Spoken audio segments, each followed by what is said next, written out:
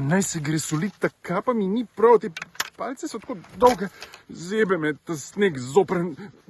Tako sem lačen, da bi jaz mislil, da se gre vse solit. Se vem, doma bom moral pa spet vse sam skuhati, pa nobeno ne bom ta kak. Otroci, a ni grdo s takimi besedami pa čudnimi mislimi? A ni? Poskusimo znova.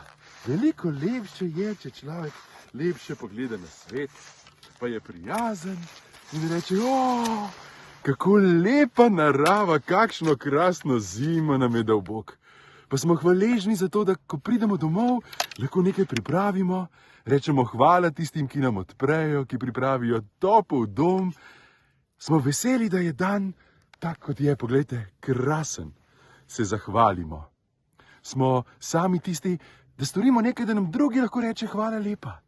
Se zahvalimo, ko stopimo mimo kapelice. Se ustavimo, pokrižamo, rečemo hvala za lep dan. In krasno dan je les lep. Kaj pa nam je kar naenkrat prav, tudi brez nje smo zadovoljni.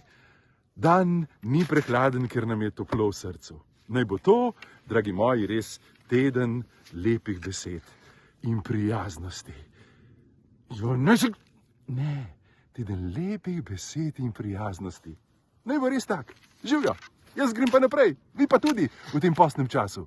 Srečno, pa hvala, ker ste z nami. Hvala, hvaležnost in lepe besede. Pa, pa.